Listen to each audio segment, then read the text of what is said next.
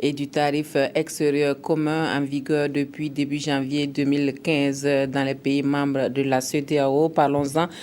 C'est une étape importante vers la création de l'union douanière et la concrétisation de l'intégration économique dans l'espace communautaire. On parle ici de taxation uniforme et d'harmonisation des exonérations fiscales, entre autres. Mais en réalité, qu'est-ce à dire en termes d'implications et de conséquences de l'application de ce tarif sur l'économie régionale et la consommation des ménages au quotidien? Adama Sagnon nous donne ici quelques éléments de réponse dans ce dossier qu'il nous propose.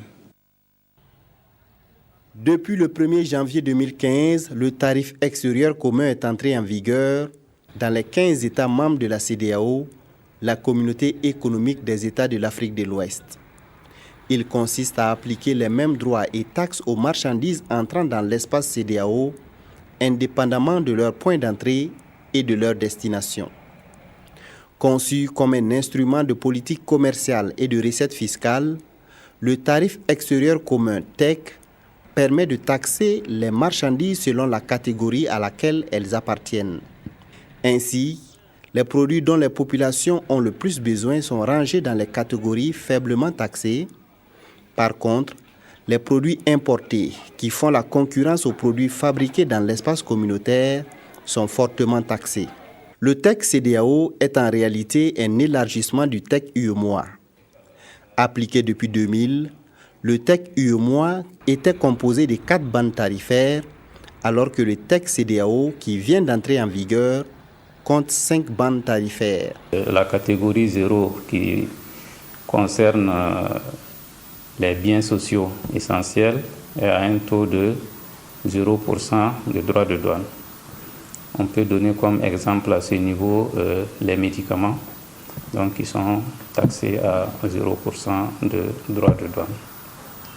Vous avez la catégorie 1 qui concerne n'est-ce pas, les biens de première nécessité et les matières premières de base, mais aussi les biens d'équipement et les intrants spécifiques.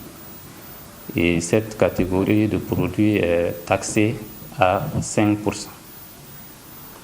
Vous avez aussi la catégorie 2 qui est taxée à 10%, qui concerne les intrants et les produits intermédiaires. La catégorie 3, c'est les biens de consommation finale qui sont taxés à 20%. Et la catégorie 4, qui est la nouvelle catégorie qui a été créée et qui fait la différence avec l'ancien TEC UEMOA, donc qui est taxé à 35%. Et cette catégorie, ce sont des biens spécifiques pour le développement économique de la région. La création de cette nouvelle bande tarifaire a nécessité la réorganisation même, plutôt la recatégorisation des différents produits qui sont soumis à importation. Donc du coup, certains produits ont changé de catégorie. Certains qui étaient par exemple dans la catégorie 1 peuvent être passés dans la catégorie 2 ou 3. Voilà. C'est le cas par exemple de 130 produits qui sont aujourd'hui dans la catégorie 5, qui correspond donc à la 5e bande tarifaire et qui vont désormais soumis à un taux de douane de 35%. Parmi les marchandises taxées à 35%, on retrouve majoritairement les produits agroalimentaires, notamment les viandes de bœuf ou de mouton, les poulets de chair congelés, les saucissons, les œufs, les yaourts, les tomates transformées, les pommes de terre et les huiles alimentaires. Certains produits comme les tissus de coton ou les savons de toilette sont aussi concernés. L'application du tarif extérieur commun va-t-elle donc engendrer une augmentation du coût des articles fortement taxés? C'est possible que ces produits connaissent une légère hausse, mais je pense que c'est encore une incitation à consommer burkinabé. Je pense que ces produits sont également produits localement. Nous avons des eaux minérales produites au Burkina, nous avons de la tomate produite au Burkina. L'objectif du tarif extérieur commun est de protéger le tissu industriel des États membres de la CEDEAO et de promouvoir la transformation des produits locaux pour tirer profit de l'intégration économique. Il appartient maintenant aux unités industrielles qui produisent en tout cas ces marchandises qui sont taxées à 35%, de redoubler d'efforts avec l'accompagnement en tout cas de la commission de la CEDEAO, mais aussi des États membres pour augmenter la production et puis satisfaire en tout cas les besoins des consommateurs que nous sommes tous. Dans son discours prononcé lors du lancement du TEC, Kadri Désiré Ouédraogo, président de la commission de la CEDEAO, a affirmé, je cite, « Le tarif extérieur commun assure la promotion des investissements et de l'industrialisation, favorise l'exportation des produits transformés, préserve les recettes douanières et protège nos industries naissantes et notre agriculture contre la concurrence déloyale des biens importés. » Fin de citation.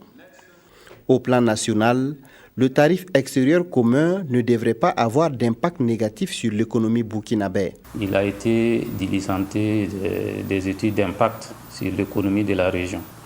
Et pour ce qui concerne particulièrement le Burkina Faso, la mise en œuvre de ce TEC-là, en tout cas selon les résultats de l'étude, ne devrait pas engendrer des pertes de recettes. Au contraire, ça devrait amener une légère augmentation des recettes douanières. Avec l'entrée en vigueur du tarif extérieur commun, la CEDEAO réalise l'un de ses principaux objectifs d'intégration. Le TEC est en effet l'aboutissement d'un long processus de négociation entamé depuis 2006 à Niamey entre les pays membres de la CEDEAO. C'est en 2013 que les ministres des Finances de l'espace CEDEAO ont validé à Praia la liste des marchandises composant les différentes catégories du TEC qui a été officiellement lancée le 15 décembre 2014 à Abuja lors de la 46e session ordinaire des chefs d'État et de gouvernement de l'espace communautaire.